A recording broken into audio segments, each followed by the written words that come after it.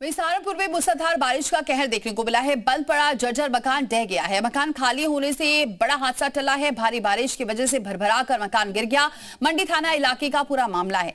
मकान गिरने से रास्ता बंद हो गया है। घटना की जानकारी मिलते ही स्थानीय लोग मौके पर पहुंचे और मलबा हटाकर रास्ता खोलने का प्रयास शुरू कर दिया है। प्रशासन को भी मामले की सूचना दे दी गई है।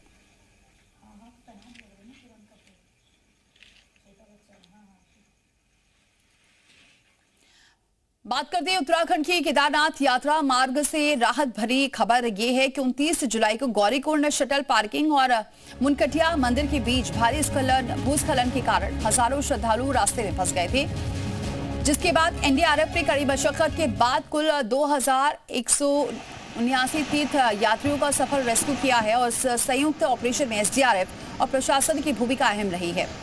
ये सिर्फ राहत ही नहीं बल्कि साहस, समर्पण और सिस्टम की सतर्कता की मिसाल है।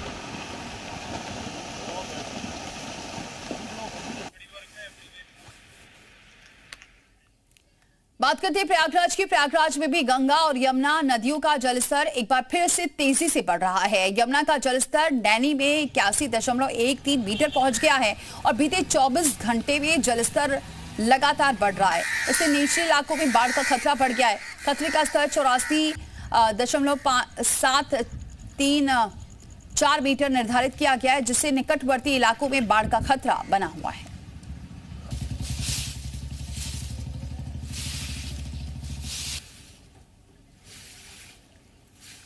और चले सीधे रुक करते हैं। हमारे दो सहयोगी जुड़ चुके हैं। गाजियाबाद से पीयूष और भूपेश हमारे साथ नोएडा से जुड़ चुके हैं। सबसे पहले भूपेश का जरा रुक करते हैं। भूपेश, जरा सी बारिश होती है और उसके बाद हालात क्या होते हैं सड़कों के, वो हम तस्वीरों में लगातार देख रहे हैं। बड़ी बड़ी जो सोसाइटी हैं उसके बेसमेंट पे पानी पहुंच चुका है, गाड़ियां डूबी हुई नजर आ रही हैं।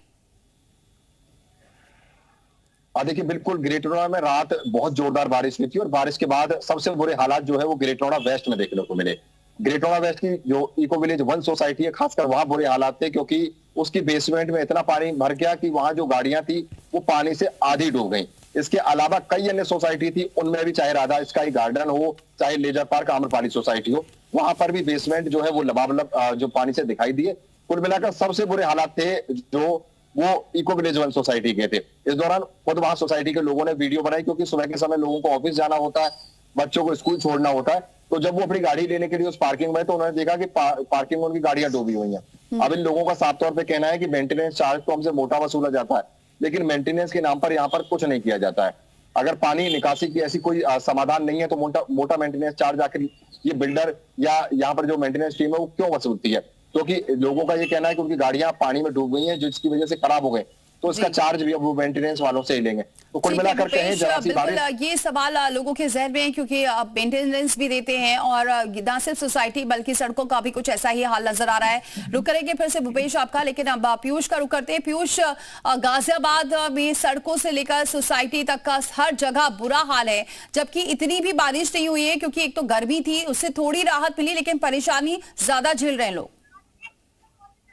देखिए, निश्चित रूप से देर रात बारिश पड़ना शुरू हुई और उसके बाद लगातार जब बारिश पड़ी तो सड़कों पर सुबह लोगों को जल जवाब देखने को मिला। इस समय हम गाजियाबाद के सिद्धार्थ विहार इलाके में खड़े हैं। तस्वीरों में देख सकते हैं ये आवास विकास की सोसाइटी है, जहाँ कहीं ना कहीं जो बच्चे और लोग हैं, महिलाएं हैं, वो साफ तौर पर अपने घर तक पहुंचने के लिए पानी में से निकलते हुए दिखाई दे रहे हैं और साफ तौर पर लोगों का जो परेशानी है वो बढ़ती हुई नजर आ रही है। चाहे हाईलाइट सोसाइटी की बात करें, चाहे गाजियाबाद के पौष इलाके, इंदिरापुरम, क्रॉसिंग रिपब्लिक या राजनगर एक्सटेंशन की बात करें, सभी जगह जो पानी है वो भरा हुआ दिखाई दिया। कहीं ना कहीं लोगों को सुबह जब आग खुली तो सड़कों पर पानी का सामना करना पड़ा। ऑफिस निकल नहीं पाए क्योंकि जो बेसमेंट में पार्किंग में गाड़ियां खड़ी थी वो पूरी तरह डूब गई। बच्चों को स्कूल नहीं पहुंच पाए, तो कहीं ना कहीं तमाम तरह की दिक्कतों का सामना करना पड़ा। उसके बाद जब लोग सड़कों पर निकले तो सड़कों पर जल जमाव की वजह से हैवी ट्रैफिक और जाम की समस्या का लोगों को बिल्कुल, यानी ट्रैफिक और जलभराव दोनों ही समस्या से लोग जूझ रहे हैं। बहुत शुक्रिया पीयूष और बहुत शुक्रिया भूपेश आपका।